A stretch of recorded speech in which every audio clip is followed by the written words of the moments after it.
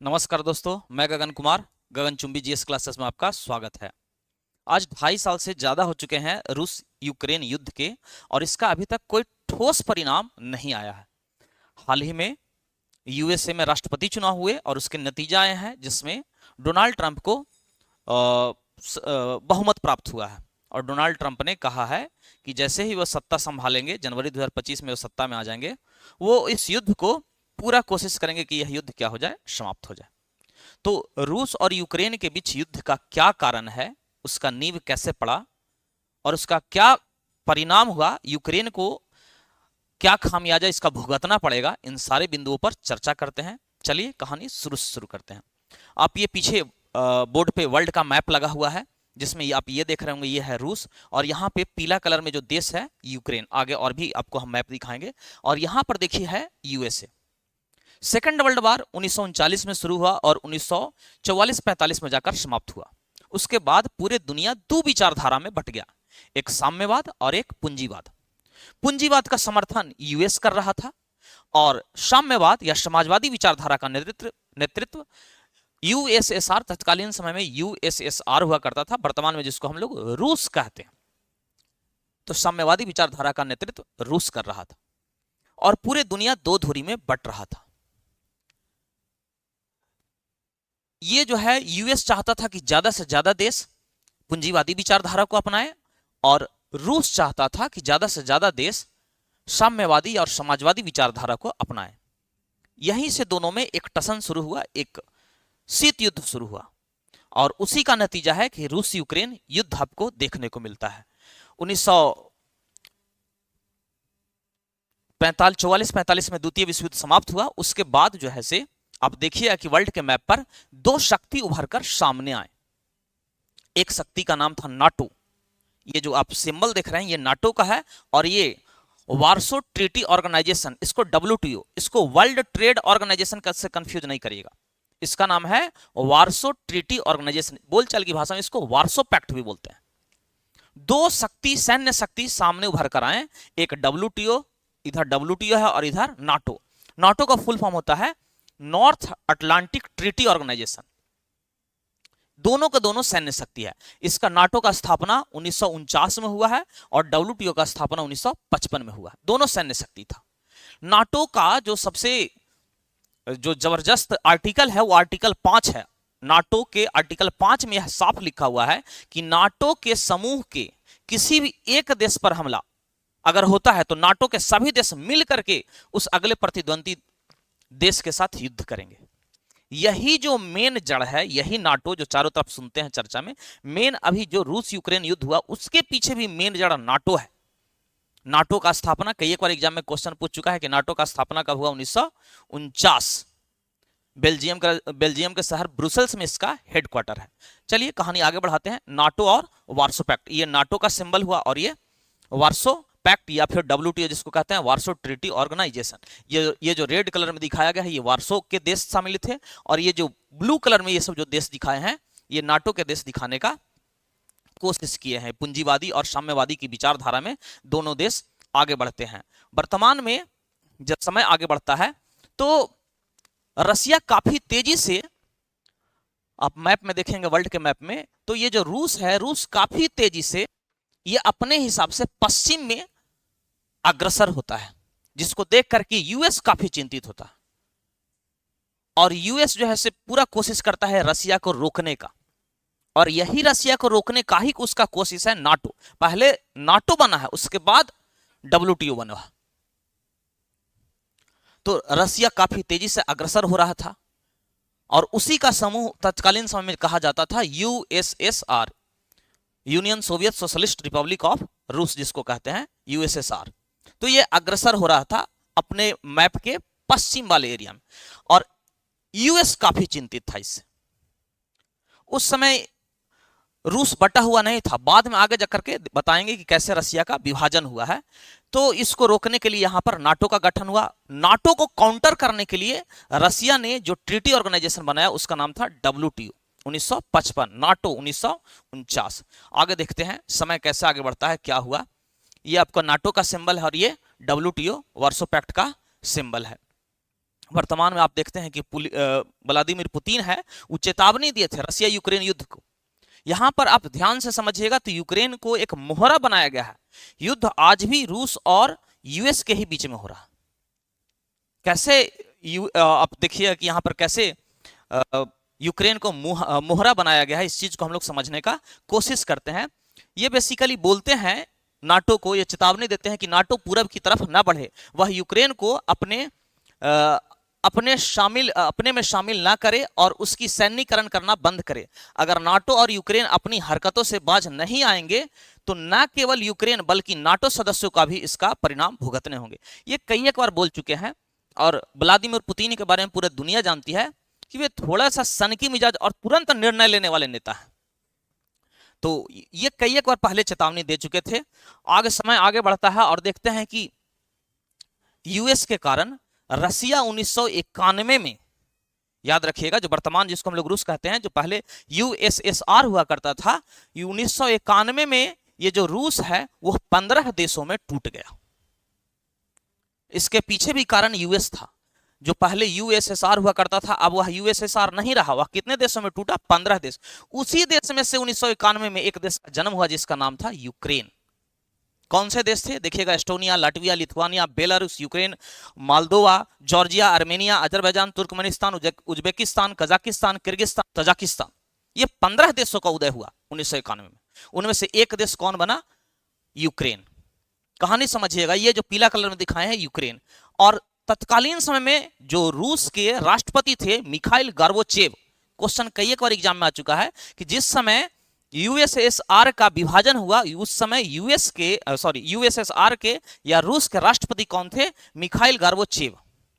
तत्कालीन समय में मिखाइल गोर्बाचेव ने कहा था कि ठीक है, अब डब्ल्यूटीओ का खत्म हो चुका है। 1991 में जैसे ही यूएसएसआर टूटा, डब्ल्यूटीओ समझौता भी समाप्त हो गया, जिसको बनाया गया था नाटो को काउंटर करने के लिए। वो समझौता खत्म हो गया, डब्ल्यूटीओ समाप्त हो गया। तो मिखाइल गोर्बाचेव ने यूएस से कहा था और मिखाइल गोर्बाचेव को यह आश्वासन भी दिया गया था कि नाटो अब अपना विस्तार नहीं करेगा क्योंकि अब डब्ल्यूटीओ तो रहा नहीं। तो ये यूएस को आश्वासन दिया गया था। लेकिन समय देखिए कि आगे बढ़ता है और ये देखिए, ये जो यूक्रेन है, यहीं पर अभी रूस और यूक्रेन में जो युद्ध हुआ है, समय आगे बढ़ता है। शुरुआती दौर में रूस में जो भी सरकार आए, जो भी सत्ता आए, वो सब प्रो रशियन सत्ता थी, रसिया के फेवर में थी। रसिया से अलग होने के बावजूद भी रसिया के साथ चलती थी मिलकर। रसिया जैसे जैसे कहता था, रसिया का जो जहां पर फेवर करना होता था, यूक्रेन हमेशा उसको क्या करता था? फेवर करता था। लेकिन समय आगे बढ़ता है और देखिएगा कि ये जो आपका यूक्रेन है, यहां पर अब ये यूक्रेन जो आप देख रहे हैं, यहां पर एंटी रशियन जो है से एक भाव, एक मतलब लोगों में, एक जनता में एक फीलिंग आता है कि अब हम लोग ना रसिया के साथ नहीं, साम्यवादी विचारधारा या समाजवादी विचारधारा के साथ अब हम लोग नहीं जाएंगे, अब हम लोग पूंजीवादी विचारधारा के साथ जाएंगे। कैसे पूंजीवादी विचारधारा के साथ? ये सब जाने के लिए तैयार हुए। यहाँ पर ये जो आप देख रहे हैं, ये जो मैप देख रहे हैं, ये आप देखिए मैप, ये यूक्रेन का मैप है, ये रेड कलर में आपको यूएसएसआर का देखते हैं। तो 1991 से लेकर के 2004 तक वहां पर जो भी सत्ता में लोग आए या सरकार में जो लोग आए, वो यूक्रेन को बहुत ज्यादा परिवर्तन करने में सक्षम नहीं हो पाए। वहां पर बहुत ज्यादा बदलाव या परिवर्तन नहीं आया। तो 2004 में वहां पर एक क्रांति होता है जिसका नाम रखा गया था ऑरेंज क्रांति। कहां की कहानी बता रहे हैं आपको हम? यूक्रेन की। यूक्रेन में 2004 में एक क्रांति आया, ऑरेंज क्रांति, और वहां की सरकार को पलट दिया गया, वहां सत्ता बदल गया। 2004 के बाद जो अगला सत्ता में आते हैं वो लोग एंटी रशियन आते हैं। ये देखिए, ये है, ये रूस है और ये वाला हिस्सा पूरा का पूरा यूक्रेन है। ये वाला भी पहले जो रेड कलर दिखा रहा है, ये क्रीमिया, इसकी कहानी आगे बताएंगे। ये भी पहले रूस का पार्ट हुआ करता था। बीच में यूक्रेन के बीच से नीपर नदी गुजरती है। एग्जाम में कई एक बार क्वेश्चन पूछ चुका है कि नीपर नदी कहां? यहीं पर राजधानी आपका कीव, यूक्रेन की राजधानी कीव है, जो नीपर नदी के किनारे पर है। आगे बढ़ते हैं विद्यार्थी। ये देखिए यूक्रेन का ये वाला हिस्सा, जो इसको आप देखिएगा मैप पर, तो इधर देखिएगा पश्चिम और इधर देखिएगा तो पूरा, पूरे वाले हिस्से को राइट बैंक कहा जाता है और ये वाले हिस्से को लेफ्ट बैंक कहा जाता है। अब आगे देखिए कि 2004 में जब यहाँ पर ऑरेंज क्रांति हुआ है तो उससे पहले कुछ लोग जो रूस के जो लोग हैं, जो यहाँ पर जो रेड कलर से डॉट डॉट डॉट डॉट दिखाया गया, सॉरी यूक्रेन के जो कुछ लोग हैं, यूक्रेन का ये जगह जो जिसको हम बोल रहे हैं कि ये राइट बैंक है, यहाँ पर प्रो रशियन लोग रहते हैं, रसिया के फेवर करने वाले लोग। और यहाँ पर जो लेफ्ट बैंक के जो लोग हैं ये एंटी रशियन लोग रहते हैं। ये आज भी मतलब वर्तमान में भी ये समाजवादी विचारधारा के समर्थक हैं और ये पूंजीवादी विचारधारा के समर्थन है। यही पर सबसे बड़ा कारण बना रूस और यूक्रेन युद्ध का। और वर्तमान में जो यूक्रेन खामियाजा भुगत रहा है उसके पीछे भी एक ही देश में दो विचारधारा के जो लोग उत्पन्न हो गए, वही सबसे बड़ा मूल कारण हुआ। यहाँ पर ये इसी को देखिए, यहाँ पर यहाँ के जो लोग हैं पूरी तरह से रशियन आबादी है, रूस के लोग हैं, रूसी कल्चर के लोग हैं, रूसी विचारधारा के लोग हैं, रूस को पूरा समर्थन करते हैं। और नीपर नदी के इस साइड में जो लोग हैं वो यूरोपियन कल्चर को या फिर अमेरिकन कल्चर को या पूंजीवादी कल्चर को समर्थन करते हैं। इसी को देखिए यहाँ पर जो डॉट डॉट डॉट डॉट जो दिखाया गया है कलर से, ये रूसी लोगों को दिखाया गया है जो रूस को समर्थन करते हैं। यहाँ पर प्रो रशियन है, ये वाला नीपर नदी की साइड के पूरा का पूरा एरिया है जो प्रो रशियन है। 2004 में जब बहुत ज़्यादा 1991 से 2004 तक जब देखते हैं कि यूक्रेन में बहुत ज़्यादा परिवर्तन नहीं हो पाया, तो वहाँ के लोग चूंकि चाहते थे कि बहुत भारी पैमाने में बदलाव हो, यूक्रेन के लोग चाहते थे कि अब यूक्रेन यूरोपियन यूनियन का मेंबर बने, यूरोपियन यूनियन का सदस्य बने। जबकि इसके जो लेफ्ट हिस्से के जो लोग थे, यहाँ पर जो आप देख रहे हैं जो प्रो रशियन लोग हैं या जो भी सॉरी राइट बैंक के जो लोग हैं, वो नहीं चाहते थे कि यूक्रेन यूरोपीय यूनियन का सदस्य बने। अब एक ही देश में दो विचारधारा के लोग हैं। 2004 में बहुत बड़े पैमाने पर वहां एक आंदोलन चलाया गया, जिस आंदोलन का नाम था ऑरेंज रिवॉल्यूशन।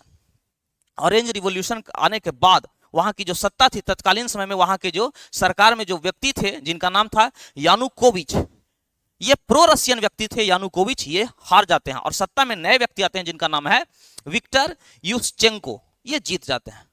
और वहां के लोगों को अब लगता है कि अब एक नई विचारधारा है जो यूरोपीय यूनियन का एक बार फिर से सदस्य बनेगा। पूंजीवादी विचारधारा की लोग पूंजीवादी विचारधारा की ओर वहां के लोग बढ़ेंगे और यूक्रेन का और उत्थान हुआ। लेकिन ये लंबे समय तक विक्टर जो है से ये भी सत्ता में नहीं रह पाते हैं। फिर आगामी चुनाव में फिर से चुनाव होता है और यानुकोविच फिर से चुनाव जीत जाते हैं, फिर से एक बार आते हैं। आप देखिएगा कि इसके बाद यूक्रेन में कभी एंटी रशियन कभी प्रो रशियन सरकार आते रहते हैं। वर्तमान में जैसे एंटी रशियन में है, वर्तमान में वहां के जो राष्ट्रपति है जेलेंस्की साहब, आप इनका चित्र देख रहे होंगे, ये एंटी रशियन है, ये रशिया के अगेंस्ट में रहते हैं। तो समय आगे बढ़ता है और अब देखिएगा कि 2013 में एक सम्मेलन होता है जिसमें विलिनस, लिथुआनिया की राजधानी है विलिनस, यहाँ पर एक सम्मेलन होता है जिसमें यह लोग आग्रह कर रहे थे कि यूक्रेन जो है से यह उम्मीद कर रहे थे कि यूक्रेन यूरोपीय यूनियन का यहाँ पर सदस्य बन जाएगा।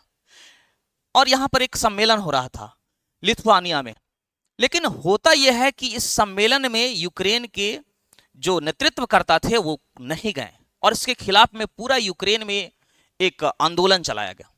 और यूक्रेन में आंदोलन चलाया गया, नतीजा यह हुआ कि वहां पर 2014 में सरकार हटा दिया गया। ये जो एक बार फिर से सरकार में जो आ गए थे ये व्यक्ति जिनका नाम था यानुकोविच, जो सत्ता में आ गए थे, इनको फिर से एक बार सत्ता से क्या कर दिया गया, हटा दिया गया। अब ये चूंकि प्रो रशियन थे, रशिया के समर्थन में थे, यूक्रेन में आंदोलन हुआ, इनको सरकार या गद्दी से हटा दिया गया। ऐसे में रशिया की सरकार जो है से एक्टिव हो गई, रूस की सरकार एक्टिव हो गई। वो नहीं चाहता था कि यूक्रेन उसके हाथों से निकले। अब ये जब हटा दिए तो आप देखिएगा मैप में इसके बाद जो हुआ कि रूस ने आक्रमण कर दिया किस पर, यूक्रेन पर। और यूक्रेन के ये वाला हिस्सा देखिए ध्यान से मैप में, ये वाला हिस्सा क्रीमिया, ये पहले यूक्रेन का हिस्सा हुआ करता था। रूस ने इस पर आक्रमण कर दिया और इस क्रीमिया को जीत लिया 2014, याद रखिएगा समय इसको। परिणाम क्या हुआ, दुनिया के अन्य देश क्या कर रहे थे, नाटो क्या कर रहा था, रसिया पर सैंक्शन लगाया गया, प्रतिबंध लगाया गया। रसिया को G8 समूह देशों से इसको बाहर निकाल दिया गया। ये देखिए G8 समूह में Canada, America, United kingdom, France, Germany, Italy और जापान हुआ करता। पहले अभी वर्तमान में ये G7 है, पहले G8 हुआ करता था। उस समय इसमें रूस भी शामिल देश था, किंतु जब इसने क्रीमिया पर आक्रमण किया, रूस के द्वारा जब क्रीमिया वाले हिस्से पर आक्रमण किया गया, तो इसको G8 के समूह से बाहर निकाल दिया गया। अब यूक्रेन में एक और, यूक्रेन आप जो यहां पर देख रहे हैं, ये जो यूक्रेन का हिस्सा है, इस मैप को देखिएगा, यूक्रेन का हिस्सा है। यूक्रेन को लोग में अब धीरे धीरे कहीं ना कहीं डर हो गया कि रसिया हम पर कभी भी आक्रमण कर सकता है, इन्वेड कर सकता है। यूक्रेन के लोग ये मांग करने लगे अपने ही लोगों से कि हम लोगों को अब नाटो का मेंबर बन जाना चाहिए, ताकि जैसे ही हम नाटो के मेंबर बनेंगे, अगर हमारे ऊपर रूस अटैक करता है या आक्रमण करता है, तो हमको बचाने के लिए हमारे डिफेंड में कम से कम यूएस आ जाएगी, नाटो की सेना आ जाएगी। जबकि यूक्रेन को हमेशा, रसिया चाहता था कि यूक्रेन हमेशा हमारे समर्थन में रहे। यहां पर एंटी रसिया सरकार आ चुका था। इसके पहले अगर आप देखिएगा ध्यान से, इसके पहले अगर चर्चा करिएगा, एक बात को ध्यान देखिएगा, तो 2008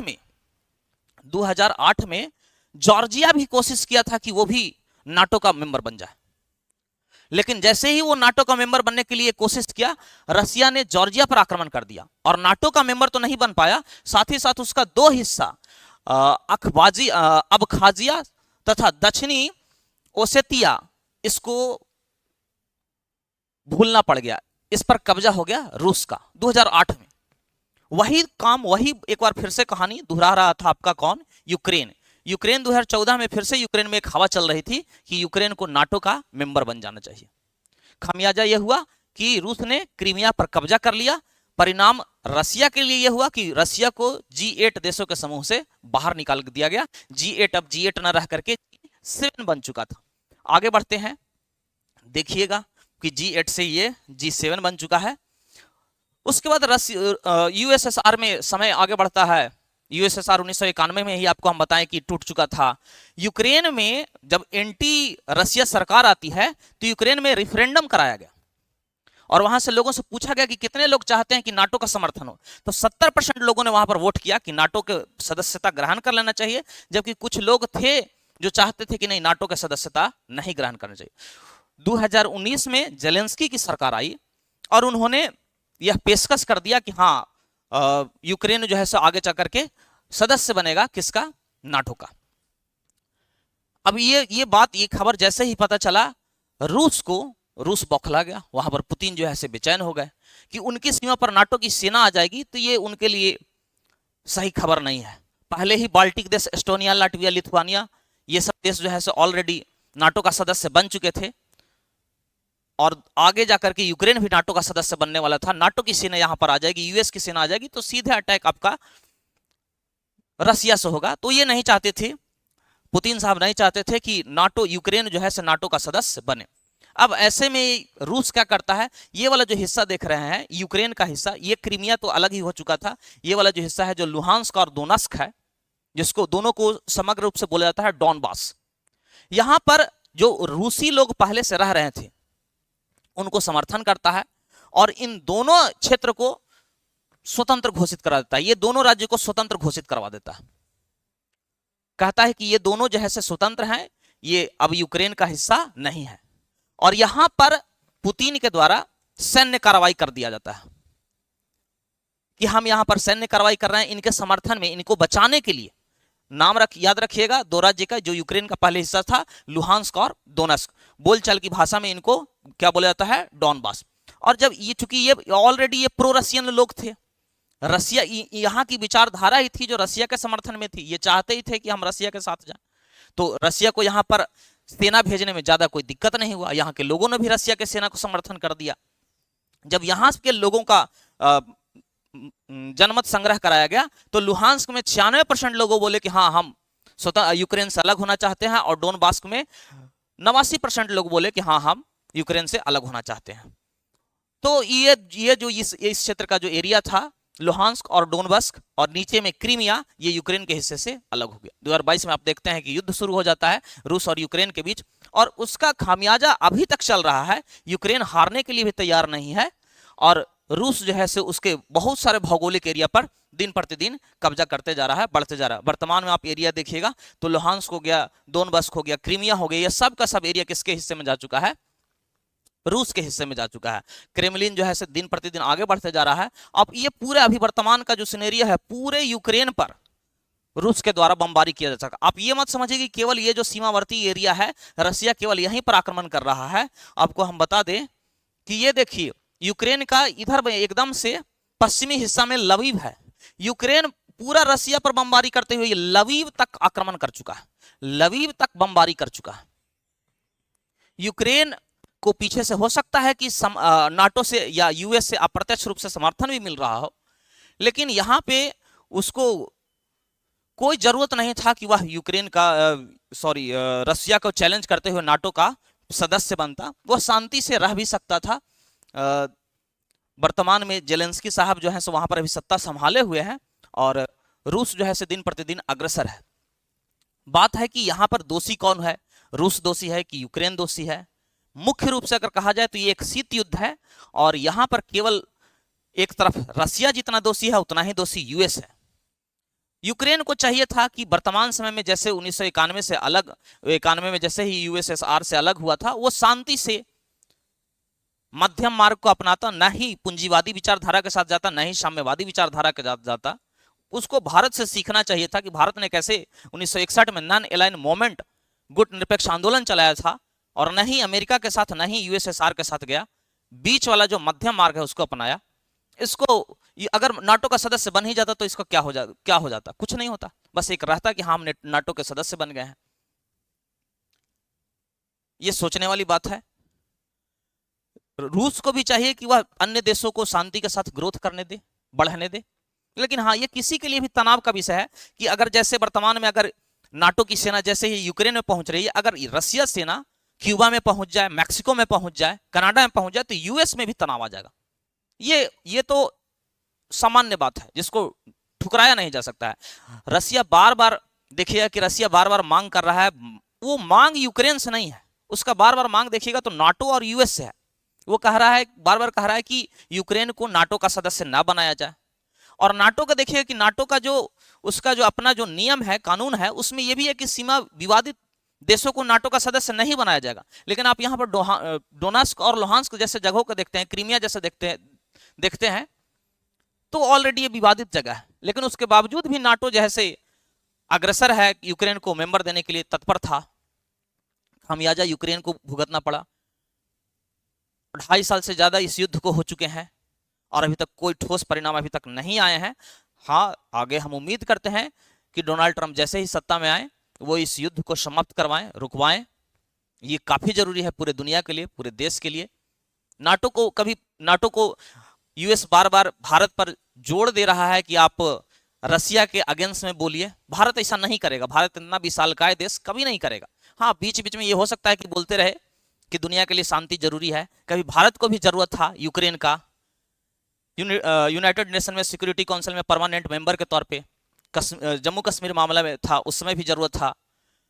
तो कई उस समय यूक्रेन भी भारत का समर्थन नहीं किया था, तो हो सकता है उसकी भी कुछ मजबूरी हो। लेकिन यहां पर देखिएगा कि जो शीत युद्ध का दौर था जिसमें यूक्रेन को मोहरा बनाया गया, यूक्रेन को यहां पर समझना चाहिए था कि वह शांति से काम ले, समझदारी से काम ले, शांत रहे और अपना विकास करे, ग्रोथ करे। अमेरिका चाहता है कि रसिया इस युद्ध में फंसा रहे ताकि किसी भी देश का कोई भी कितनी भी बड़ी अर्थव्यवस्था क्यों नहीं हो, अगर युद्ध होता है तो उसका हानि ही होगा, लॉस ही होगा। रसिया भले इस युद्ध को जीत रहा है, यूक्रेन को इन्वेड कर रहा है, लेकिन उसका आर्थिक क्षति उसको भी बहुत ज्यादा हुआ। और यूएस देखिएगा इन दोनों के युद्ध से अलग है और इसका अपना ग्रोथ कर रहा है। तो ये बात समझना चाहिए था यूक्रेन को, आज भी चाहिए यूक्रेन। और यूक्रेन को जो है से पीछे से वर्तमान में वहां पर सत्ता परिवर्तन हुआ है, यूएस में जो बाइडेन के जगह पर डोनाल्ड ट्रंप आए हैं और वो खुलेआम कहे हैं कि हाँ हम इस युद्ध को रोकेंगे। रुक जाए, बहुत अच्छी बात है। और प्रत्येक देश को चाहिए कि युद्ध से बचे। युद्ध किसी भी चीज का हल नहीं है, किसी भी समस्या का समाधान नहीं है। शांति से पूरे दुनिया इस ग्लोबलाइजेशन के समय में है, पूरे दुनिया की अर्थव्यवस्था एक दूसरे देशों से कनेक्टेड है, जुड़ा हुआ है।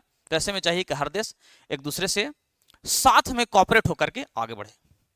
आई होप कि आपको ये टॉपिक समझ में आया होगा, कैसे कैसे रसिया यूक्रेन युद्ध आगे बढ़ा। आगे आई होप कि 2025 तक में ये युद्ध समाप्त हो जाएगा। इसी के साथ आज का ये लेक्चर समाप्त करते हैं। जय हिंद, जय भारत।